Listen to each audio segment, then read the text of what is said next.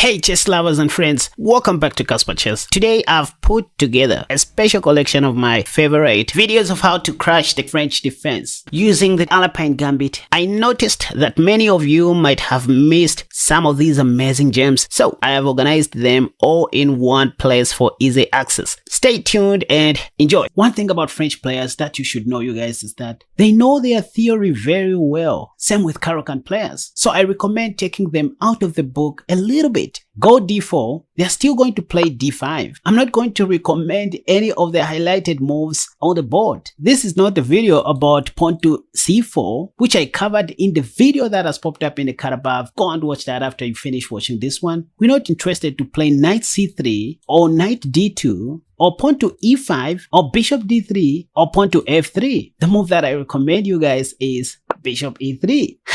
This is called the Alapin Gambit, you guys. This has also been played in OTB classical games as shown in the Masters database. You can see for yourselves. So don't be afraid. Bishop e3 primarily stops pawn to c5, which most French players like playing. So bishop takes e4 is what everybody plays. And believe it or not, you guys, queen d3 in this position is not the idea. You simply go knight d2. Black can never defend the e4 pawn without losing something big in return. As you can see in the Lichess database, knight to f6 is by far the top played move, then followed by pawn to f5 and knight d7. So this is what I'm going to cover in this video. So if black plays knight to f6, your plan is very simple. You play pawn to c3 and queen c2, then fianchetto your light squared bishop after pawn to g3. But the reason for starting with pawn to c3 is to prepare for an early long side castle given a chance. We don't want to be castling short in most of the times. So pawn to c3 is what you should begin with. And here the most played move is pawn to b6. So white is preparing to go bishop b7. According to theory, pawn to b6 equals pawn to g3. So that's what we do before playing queen c2. And after bishop b7, you go bishop g2. So what we are doing is developing all our pieces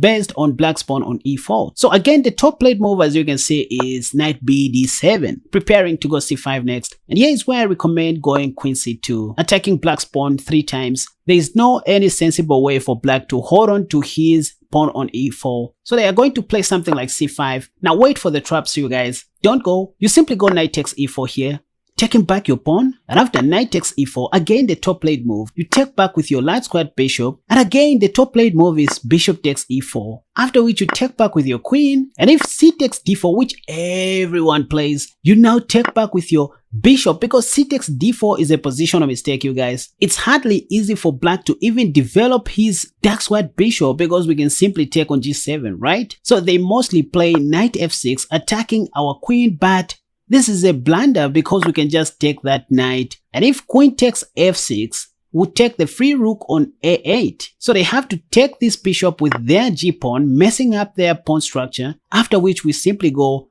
rook d1, attacking black's queen. And so black has to play queen c8, after which we go queen a4 check, making our opponent lose the right to castle, and then go knight f3. Next we are going to castle short and continue pressurizing black until he suffocates. This is not the French defense that you guys see on TV. Anyways, so once again, after c takes d4, which is a positional mistake, and bishop takes d4, instead of black playing knight to f6, allowing us to do this, well, they may also consider playing something else like rook c8 here, just removing their rook from danger. But remember what I said, the whole idea is to castle long as early as we can. Again, black is finding it difficult to develop his bishop because we can take on g7 with our dark squared bishop. So knight f6 once again is what everybody plays, after which we take that free knight and also attacking the queen on d8. So black has to take with his queen. Sadly enough, there's a mate in 4 in this position, which I would like you guys to find and leave your answers in the comment section down below, because I want to learn of your existence as well, just to ensure that I don't just talk to robots or chat GPT.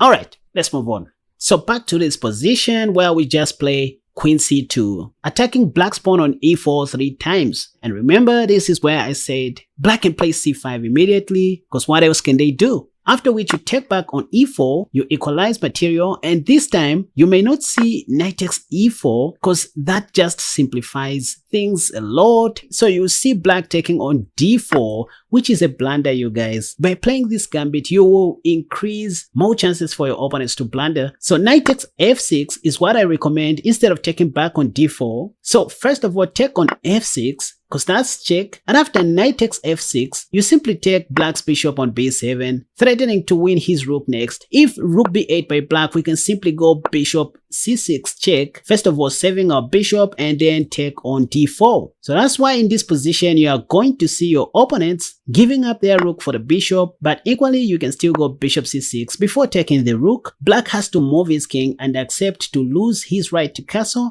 If knight f d7, we can simply castle long, and black cannot stop this coming attack with his elbow or his toes. Anyways, so that was all in the knight to f6 line. Let's look at what happens if black plays pawn to f5 instead of knight to f6. So instead of knight to f6, if black plays the immediate pawn to f5, the only thing you need to remember is that pawn to f5 equals to f3. Write this down. Pawn to f5 equals pawn to f3.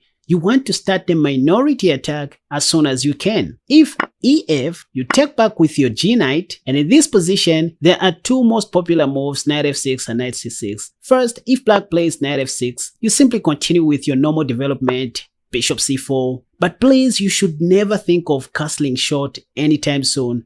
You should delay castling. At best, you want to castle long. And black normally plays bishop d6, the top played move. You go queen e2, you want to castle long. If they castle short, do the needful. The idea is to start attacking on the king side as soon as we can. If they play c6, maybe they want to go pawn to b5 next. Or you simply go bishop g5, pinning the knight to the queen. If b5 or if pawn to h6, it doesn't matter. Let's say b5, you simply take on e6 with check first, and after bishop takes, queen takes. I mean, this is just winning for white. So this is just how tricky this line can be, you guys. But hey, if they don't play pawn to b5 right away or pawn to h6, allowing us to take on e6, and let's say they play rook e8, defending the e6 pawn twice, well, always think of the minority attack, you guys. Pawn to g4. You want to take on f5 because the e6 pawn is pinned to the king. So if they take your pawn, you simply go knight a5, wanting to take back the pawn once again. If they go h5, holding on to their pawn, think of the minority attack, you heard me. Go pawn to h3. b5, you go bishop b3, maintaining the pin. f5, you can even ignore this attack, you guys, because you have a very quick attack. Look at all these. Bishop takes f6, attacking the queen. So the queen has to take, after which you go pawn to g5, attacking the queen once again. Queen takes g5. Then you go rook takes h5, attacking the queen. Queen f6. Then you go queen h2, wanting to mate on h8. So they have no time to take on b3. So they have to play something like bishop takes e5. You take back with your pawn, attacking the queen. Queen g6, you got knight e4. They have no time to take your bishop, you guys. Otherwise, they're just going to lose the game in this style. There's nothing that black can do here. There's mate in 5. Absolutely nothing. Just rook h8 and knight d6 mate. Anyways, still in the pawn to f5 line instead of knight f6. Now this time, after we play pawn to f3, pawn takes and knight gf, black may ignore knight to f6 and instead go knight c6 this time. Well, same story, just go bishop c4 once again. And after knight to f6, this may just transpose to one of the lines that we looked at in the last variation. You delay castling and go queen e2. You want to castle long, given a chance, and if bishop d6, you simply castle long. Black is gonna castle short, and once again you are back to the same story. You go rook he1 this time. Remember, you can also go pawn to h3 and start the minority attack, but rook e1 is also an option. And after rook e8, you can simply play for tactics here. You go knight e5, knight takes, d takes, bishop takes, then bishop g5, indirectly attacking the bishop, because if bishop takes h2 or bishop d6, you simply go pawn to g4, just opening up some more lines.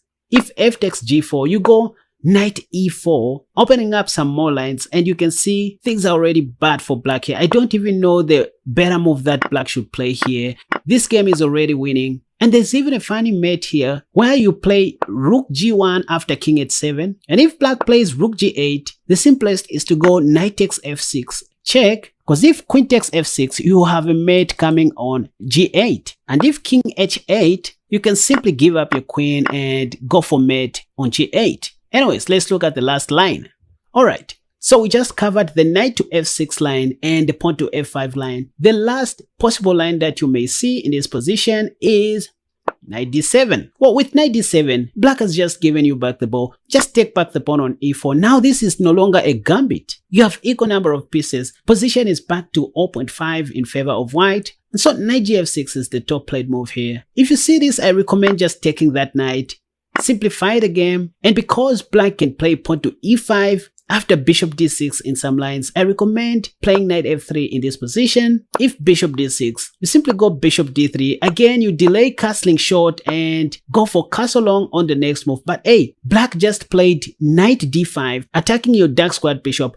If you have a chance to save your dark squared bishop, do that. Bishop g5 attacks the queen and also provokes a weakness, pawn to f6, after which you now go bishop d2. You save your dark squared bishop with tempo. But before we proceed, I have some bad news for you guys. This will probably be your last time to hear my voice ever again, if you haven't yet subscribed to this channel, because that's just how the YouTube algorithm works. So be sure to hit the like button and subscribe. Back to the second move after pawn to d5. In the Alapin Gambit, the question that begs to be answered is why playing bishop e3 on the third move? Here is the reason. We know that French players play like robots, or like programmed chessbots. Sorry for those of you who are French players. I also play the French at times, but there's just too much memorization. That's what I'm talking about. I don't mean you are robots, even though you play like them. Anyway, point is, French players love playing pawn to c5 on the third move, and that's where this bishop becomes so useful, because we can easily take that free pawn. It's just a free pawn. Say, what if black takes? Well, they are allowing us to take with tempo and then attack the e4 pawn like that. There's knight f6, yep, but it's just a matter of time before we connect our pawns on the queen side, not to mention that anytime we want, we can castle long. In this position, it is white who is way ahead in development. How do we win back the e4 pawn, or how do we take advantage of this pawn? Play g3, bishop g2, and that. Sometimes castle long, involve your rook, and win some material. Anyway, that was just the idea behind bishop e3. Back on move 3. Let me just show you a little bit of theory in the Alapin Gambit. So when you play bishop e3, you are kind of saying no to pawn to c5. That's why you're going to see most of your opponents taking on e4. Now you begin developing all your pieces based on this misplaced pawn. Perhaps starting with knight d2 immediately. You just want to get that pawn back. If knight f6, you are safe. For example, c3, you want to play queen c2 next. If they play pawn to b6, you know they want to strengthen that pawn. You can play pawn to g3, bishop b7, bishop g2. If c5 comes, you always have knight e2, so that if they take, guess what? You take back with the knight. If pawn to e5 is ever played, you always have knight 4 b3. By the way, knight f5 is just absurd. It's not clear what you want to do, even though that's playable, but you just want to play it safe. Sometimes knight 4 b3 is the way to go. You're going to play queen c2 next. Nothing will stop you, from winning back this pawn. And believe it or not, most of the times you're going to be castling long. In some rare cases, like in this position, if black happens to find the move queen d3, stopping this queen c2 strategy, there's another way you can kill them. If you want, you can even repeat the position like this. Say they play queen d5, you go back to g2, you want to play queen c2, right? That's the idea. If they come back, okay, now go pawn to g4. It's obvious they are not going to leave the d3 square alone. Remember, you can advance your kingside pawns in the Alapin Gambit. Since you have no intention to castle short, at best you want to castle long. If they play h6, you go h4. Because anyways, you know that at the end of the day, you're still going to manage, chasing that knight from that square. Rook takes, you have bishop takes, the knight needs to go, knight d5, and now bishop takes, attacking that queen. If knight takes, you have bishop takes. If knight takes, you have rook takes. End of story. But anyway, you won't see that stuff happening a lot. After bishop b7 and bishop g2, your opponents will be playing c5, after which you go knight e2. So whenever you see c5, just go knight e2. If pawn takes, you take back with your knight. If pawn to e5, you go knight 4 b3, play queen c2 and castle long. Or depending on your taste, you can even castle short, just that to me, castle long comes with tempo. Sometimes you can castle short if you just want to play it safe. The e5 pawn and the e4 pawn are one. So that's like one pawn there, and it's easier to get back this e4 pawn anytime you want. Like even in this position, you can just go knight takes e4. Knight takes, bishop takes, queen takes. The only line you want to study the most in the Alapin Gambit after pawn takes and knight d2 is this pawn to f5 line. But let me give you a hint. Pawn to f5 equals pawn to f3 right away. So you want to put your light squared bishop on c4 later on. After that, if black takes, guess what? You simply go knight g takes f3. Done. Knight f6. Now bishop c4. Sooner or later, black is going to castle short, but they are going to run into this pin. For example, you can continue with queen e2 here. If you want, you can castle short. Not much of a stretch. Like this is okay. And after this, that's what I'm talking about. Now you have moves like knight g5, queen e2, all targeting the weak e6 pawn. This is how you're supposed to play the Alpine Gambit. One might ask, what if black plays pawn to e5 right away? First, note that this is just a free pawn you can take if you want, or if you so wish, but once again, you can go knight e2, nothing wrong with that, because you intend to take back like that anyway. Knight c3 is also a great move in this position, but how about c3? Because if pawn takes happens, you can just take back like this. I don't see much happening in this position. c5 is a waste of time. You can just go knight c3. If pawn takes, you just take back. I'll start with bishop b5 check first. Right after knight c6, this is when you take back. Position is equal, and you're attacking this other pawn. You're pinning the knight to the king. If knight f6, you mess up black's pawn structure. On the queen side, go queen a4 as if you want to take on c6. If bishop d7, castling long is okay, but that's too risky. Again, you just play rook d1, intending to do a little discovery. Bishop e7, bishop takes f6, bishop takes, knight takes e4. Next, knight g e2, castle short, followed by knight to g3. All these ideas. So now it is time for me to test the Alapin Gambit against any random opponent on lichess. If you like what I do on YouTube, please subscribe to this channel. Remember, you are not doing it for me. You are doing it for the existence of this channel, or rather for this channel to survive. The more you subscribe, the more I feel motivated. Just wanted you to know that you are more important than a donkey that can't watch my videos. Right, time to be serious. Elbows on the desk. Let's move on. Right, another game. I'm playing against a 1709 rated opponent, and there we see the French defense. Could this be a positional player? One thing I know about Sicilian defense players and French defense players is that they know their theory very well. So let me try to take my opponent out of his prep. I'm going to play the Alapin Gambit, which is not so common. So the idea is to take my opponent out of his comfort zone by sacrificing my e-pawn. I thought my opponent was going to take. So knight f6, let me play knight d2. Still gambiting my e4 pawn, by the way. If pawn takes, I'm going to play g3 and bishop g2, or pawn to c3 and queen c2. So knight takes, pawn takes, and then can I play pawn to g3 or pawn to c3? I think let me start with c3. Yeah, I want to put my queen on c2. There we see pawn to f5, and my opponent is playing very fast. So against this pawn structure, just play pawn to f3. This is how you break that pawn structure. If queen h4 check, I have bishop f2. There we see it takes f3. My opponent is just playing very fast. Can I take with my pawn? Yep. So that I can remain with a semi-open g file for my king's rook. So that's the strategy there. By the way, I could have also taken with my knight. For example, after pawn takes, I could have taken with my knight and start controlling the e5 square, but it's not much of a stretch, you know.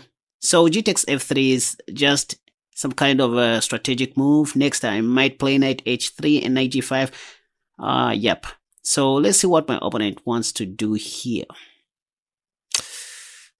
Oh, it's my turn.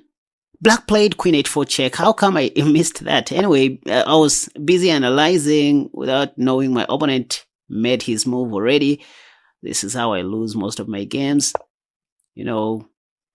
So my opponent played queen h4 check, I played bishop f2, and then queen f4, and there we see knight h3. I just played knight h3, attacking his queen, and queen h6 is played. Now I need to develop my queen on d3 and play bishop e3 next.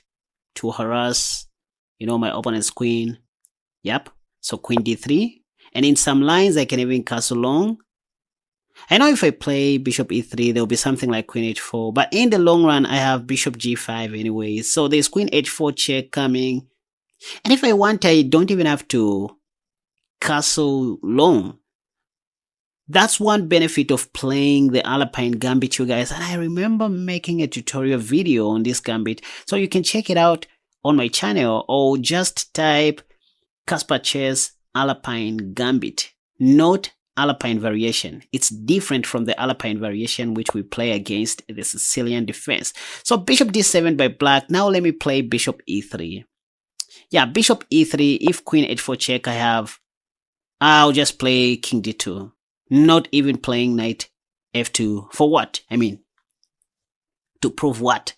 So after queen h4 check, obviously I'll play king d2 and activate my rook like that. In the Alapin Gambit, you don't even care about castling short or long. You gambit a pawn in exchange for quick development. So queen h4 check, now king d2. My rook is activated. Everything is well defended. I'm ready to play bishop g5 next. Yep, so this is what I'm talking about, you guys. By the way, this is also playable in classical tournaments. It's also playable in, standard chess. If you doubt me, ask Stockfish. Yep, Stockfish approves that the Alapin Gambit is a worthy gambit. So you can give it a try. It's just one of those gambits that take, traditional players out of their comfort zone or their prep.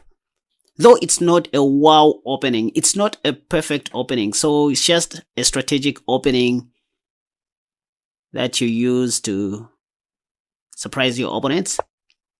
So I have played rook d1 in anticipation for bishop g5. And if castle shot by black, I have pawn to d5 also. Okay, pawn to h6, stopping bishop g5, I guess. So what can I do here? Maybe play king c2 or rook g1 first, stopping black from playing bishop e7 or bishop d6. Castle long, king c2. I prepared all this, by the way. Maybe I should have played rook g6 before playing king c2. I don't know why I rushed. They say you rush, you crash. So, children of the Most High, don't rush in this life. Don't rush for anything. Be patient. Anyway, I have bishop g2. There we see rook g8 by black. So, pawn to c4. Pawn to f4. Why pawn to f4? I'm just stopping pawn to g5 by black. Yeah, I sensed something like this. And there we see bishop d6. Let me play bishop g2, controlling this diagonal. And I have pawn to b4, b5, a4, a5. I have a massive attack coming on the queen side. I have a feeling my opponent is going to lose on time, not by checkmate. But let's see. Pawn to b4 under 8 seconds. a6, so a4. So I'll play pawn to b5 next. Yep, like this time, just messing up my opponent's queen side. There we see knight a7. Now rook a1 makes sense. Or pawn to c4 first, just defending my b5 pawn. So now my bishop is activated, rook a1. So you can see that. I can see something like a checkmate here after sacrificing my rook on a7. Bishop b4. Let me get rid of black's bishop to oversimplify the game. Yep. So bishop d2, bishop takes, and then queen takes. I want to sacrifice my rook, by the way, on a7 to checkmate black. There we see a desperado move, pawn to c6. Can I take with my pawn? Or let me just sacrifice my rook. Then after king takes, I have rook a1, check. Or start with pawn takes, attacking the bishop. And then, yeah, this is checkmate. So, wait. This is not yet checkmate. I have to play pawn to c7 to deflect black's queen from covering the a3 square. Yep, I want to play queen b4, so c7. I want to play queen b4. Yep, now I can play queen b4 as if I'm defending my c4 pawn, but the whole idea is to checkmate black. Yeah, now rook a1 and take the light squared bishop, then checkmate on a4. Yep, so rook takes, yeah, and then queen a4 checkmate. Pop. Woo!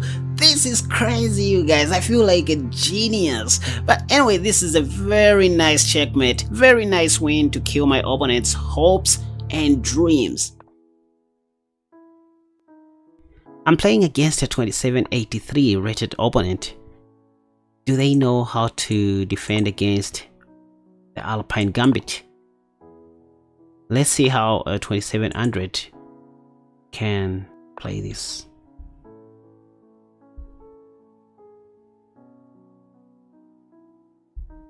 Wow. c5, maybe c3. Check back like this.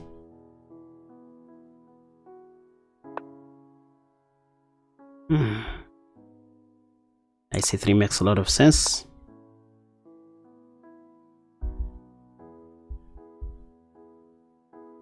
Second. What did I just do to my life? I think let me just do this. Why not?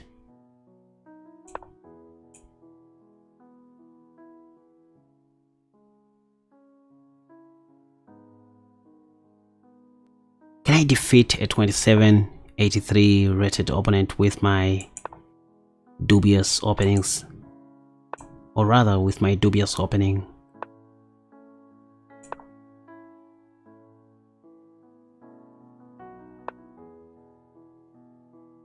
Why are the dogs barking outside? Am I losing this game? Although, what is happening? Let's do this. I want to play knight f4.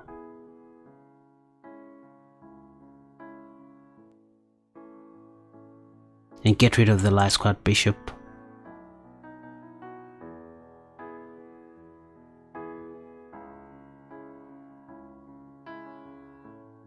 My opponent is now thinking, what are they going to do to my soul?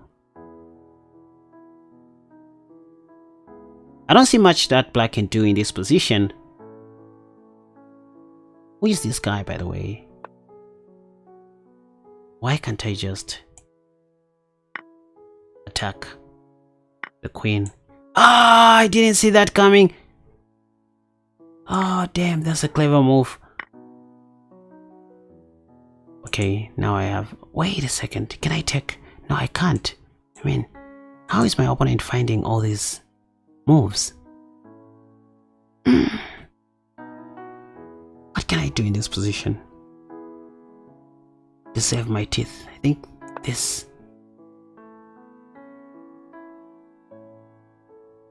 I'm also attacking the knight if you think about it. I'm sure you guys were looking at bishop takes h7 check, but that was king takes and my thing was still hanging. Queen takes f3. I probably met on the next move.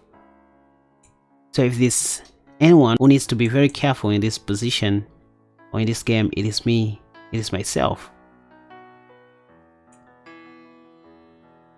Yeah, I just need to take that light squared bishop. Yeah. There's nothing much going on in this position. Oh, this guy is losing. Ah, what a selfish guy. He is planning to play rook check and checkmate me like that. For those of you guys who don't know what is happening, if I take the knight, my opponent is going to take my bishop. Is it? Wait. Before taking my bishop, they want to give a check. They are going to give a check. Ah, and there is this... God! This guy is evil! What just happened? This guy is very evil. So I didn't see this move. Bishop. What? Now I can do this. So the knight on d4 is a poisoned knight. Now I can do this. Wait. Can I attack that? Maybe I do this. Defending everything. This guy is evil.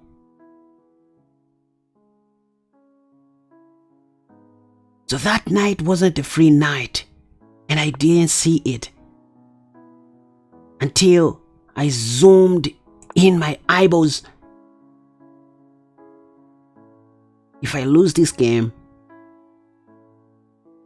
I don't know.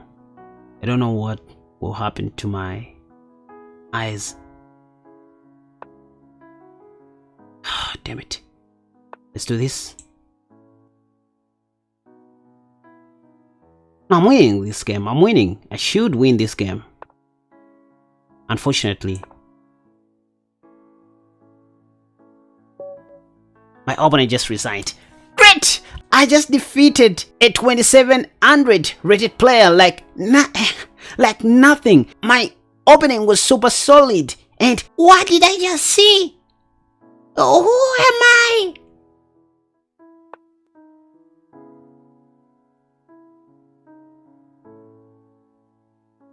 I intend to sacrifice my pawn on e4. Like this. Tap.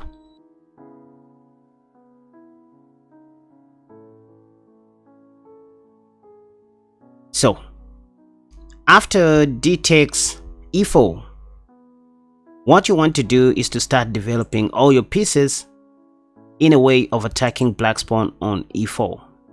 That's just a misplaced pawn if you think about it. So I need to begin with the move knight d2. Should mention to save pawn to f5, you want to go pawn to f3 immediately, opening the king side. And then put your last squad bishop on c4 after taking on f3, obviously. Sooner or later, you're going to castle short. Point is, black's pawn on e6 will remain a long-term weakness. That'll be a long-term weakness for black.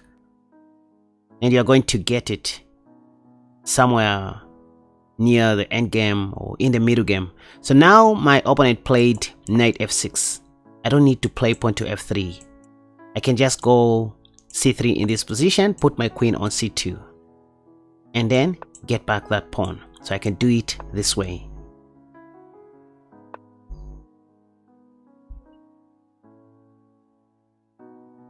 So my opponent just castled short, and now I can freely take back this pawn. So this is how you neutralize the French defense. If you think about it, knight c6, I can freely develop my king's knight. And now I'm thinking of playing moves like bishop c4, just making it active.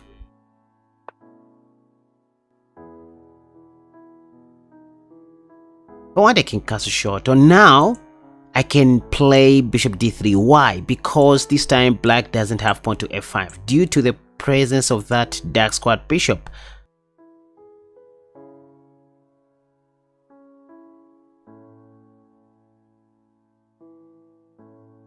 So now I can go h4 if I want, intending to go h5 next, breaking open the king side. That's what you want to do. In the Alapin Gambit, you want to start your kingside pawn storm as early as possible. After all, your main plan is to castle long. So if I want, I can take back that pawn, but I have seen another tactic. h5, pawn takes. Like, I can do whatever I feel like in the Alpine Gambit, even sacrificing material, if it means that is going to help me checkmate my opponent quickly. So I can just take. You see? Black still has no time to take my knight, but anyway, let me just do this now. I'm threatening to take the knight. At this point, I guess my opponent should just resign for the sake of respect. No 2500 can miss this endgame. In fact, Queen h5 is great. I can't see anything else that Black can do here apart from resigning. There is checkmate coming, an avoidable checkmate even if Bishop g7 is played. So let's see what my opponent is going to play. Okay, I can still do this and then check. This is checkmate.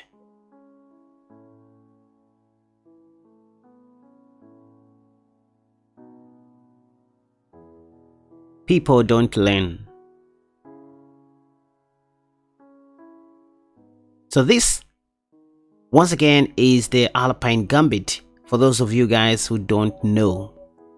If you like what I do on YouTube, please subscribe to this channel. Remember, you are not doing it for me. You are doing it for the existence of this channel, or rather for this channel to survive. The more you subscribe, the more I feel motivated. Just wanted you to know that you are more important than a donkey that can't watch my videos. Right, time to be serious. Elbows on the desk. Let's move on.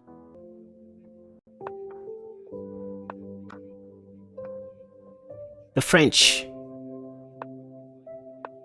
Let's go with the Alapin Gambit.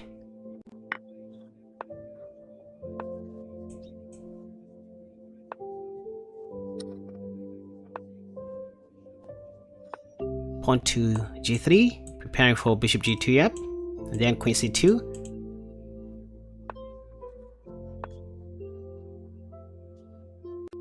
I just want to take back on e4, equalizing material. So you take back with a knight, because that... Wait a second. This guy is a 2357 rated player, question marked of course, yet they managed to hang their bishop on b7. Why are they not resigning? Come on.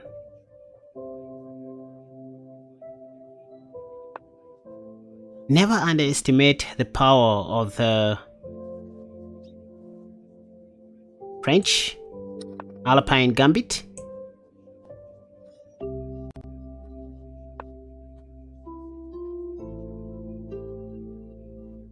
Let's do this.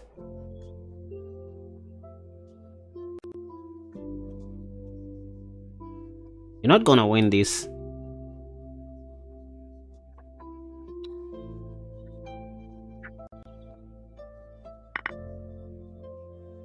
Want to play pawn to h3 next. First, defend my pawn. Perhaps this is the right time to develop my knight. And then chase that black knight away from my territory. Go away. Knight e5. I want to play knight c6, given a chance, win the rook or the queen. In fact, I can do this now, supported by my last squad bishop. My opponent just resigned. That was a very, very bad play by me. What's happening to my opponents today? Anyway, by the way you support this channel is by joining one of our membership tiers on Patreon, or simply buying my courses at www.kasperchess.com or on my Patreon page. That really helps. Oh, another French defense. Let me play the Alapin Gambit for the last time.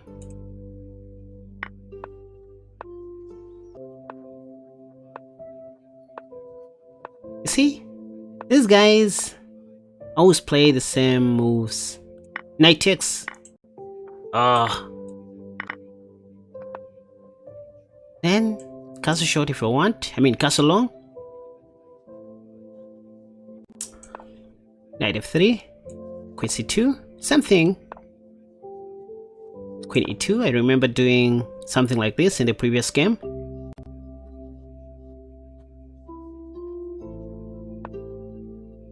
then knight e5 or castle shot first.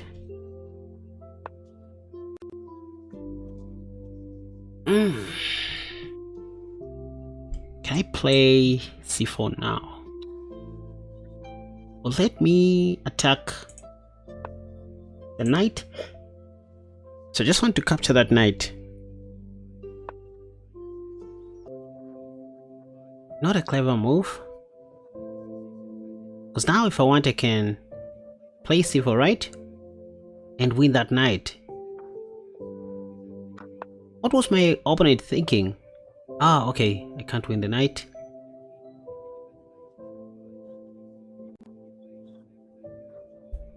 Let me attack the knight one more time. No. Can I? How about if I do this? No. What am I doing with my life? Why? Let's do this.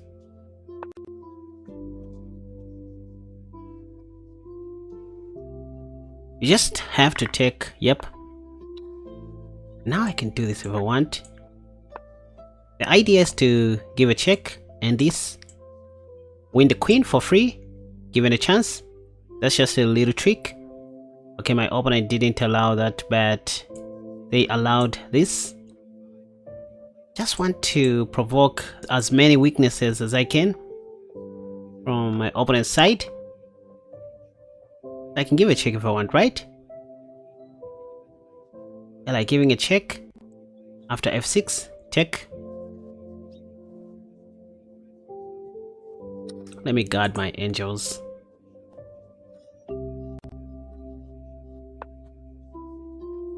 I can do this now.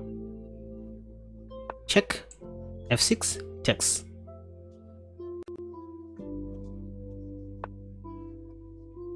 Okay, we didn't see pawn to f6. What else can I do? Ah, there's a very sneaky move in this position. I'm going to win the rook. Watch. Pap. Ha ha ha ha ha ha. In fact, 2 rooks. Why? How did I do this? Who am I?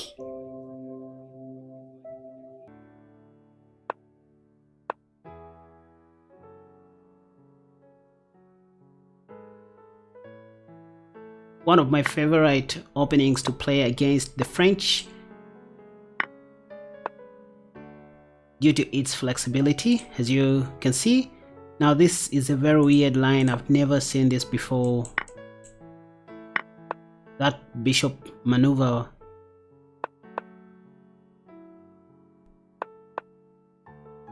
That won't work. Queen e2 first. I want to play knight g5 given a chance.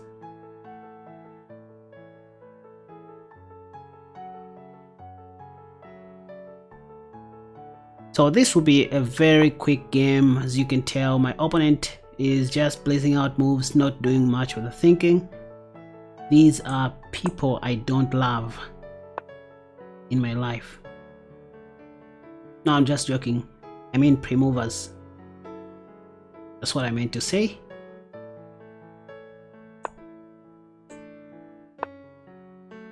Okay, there's that, but what can I do in this position to avoid that? Maybe rook d1, or rather rook a d1.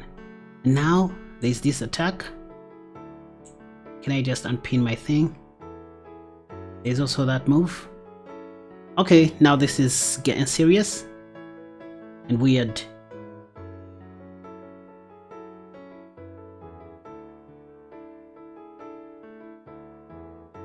There's nothing my bishop is doing on c4 at the moment, so let it just join the battle of the party. What can I do in this position? This is a very weird Alapin Gambit. Oh, I have rook takes. Okay, rook takes. I'm just going to take back with my rook. So pawn takes, rook takes. Yeah, I still have rook takes. Either ways. Can I even sacrifice here? Rook takes, bishop takes, pawn takes. Can I try? Just for the sake of trying, right?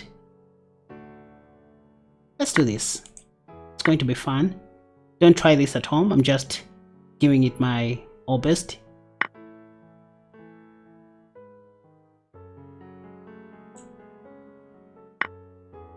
So don't try this at home.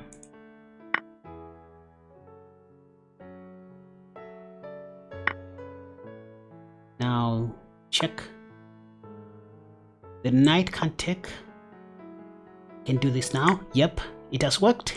Now the rook is under attack. Don't try this at home. This is not for the faint of hearts, ladies and gentlemen. I just had to give this a try and see if it can work. Can I sacrifice my rook again? Check, check. Yep, I can. Because I still have this check and that. Yeah, so what can't I do? I'll probably give a check again and check. Yeah, I'm still winning this. Check and that, right? Like this. There's a mate somewhere. Check. That. Mate. Yeah, like this. This. And mate. No, it's not gonna be mate, but it's gonna be mate in 2. Don't try this at home. Okay, so that was my first weird game featuring the Alapin Gambit. Let's move on to a 2-minute bullet match featuring the Alapin Gambit. Still watching without subscribing? Come on. The more you subscribe, the more you encourage me to do more and review more stuff. Anyway. Right, so let's go, the Alapin Gambit. I can still go knight d2, I guess. First, I have an option to take, but I'm up to something. Knight d2 is still a move that can be played. And then c3, I guess. Can I?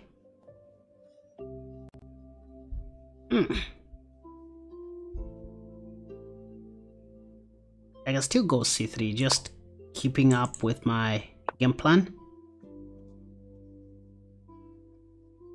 Whenever you see pawn to f5, you want to play f3. By the way, this is a 2-minute bullet match, a casual match, featuring the Alapin Gambit. Knight d7, let's attack that vulnerable pawn. Knight b6 now. Or maybe I should have played bishop b3. I don't know why I rushed to make a move. Then develop my queen. Castle short. Let me try to castle long because I want to start pawn storming on the king side like that. No trading bishops. So I want to keep bishops for the endgame, put my king to safety, and then start pawn storming right away. g4, this is my plan.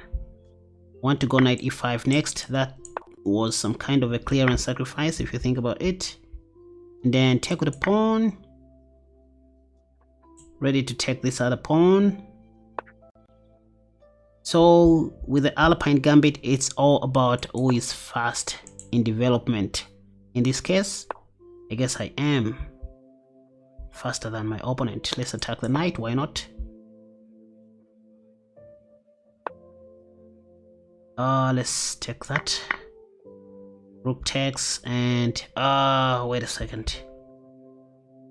Time to exchange.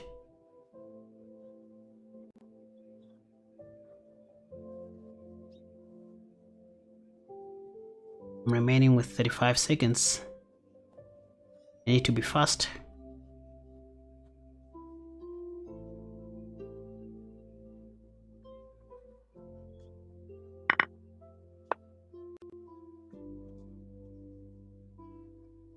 Bishop that. Oh, wait a second. This is a checkmate. What can my opponent do? The game is over. Why? What happened? This guy is a 25-18 rated player, yet they couldn't see this. What's wrong with this generation? Why? I'm playing against a 25-04 rated opponent, so let's go with the Alapin Gambit. I can just remove the first 5 moves of the opening because I know what happens anyways. Don't do this. Don't try this at home.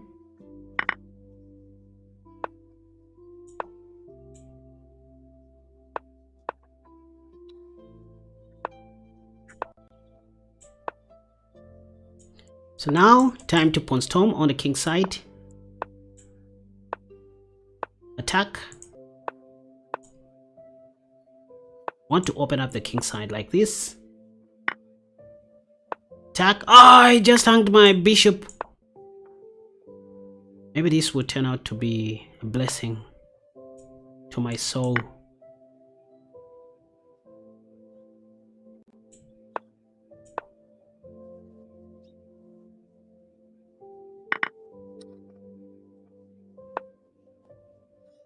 That was check.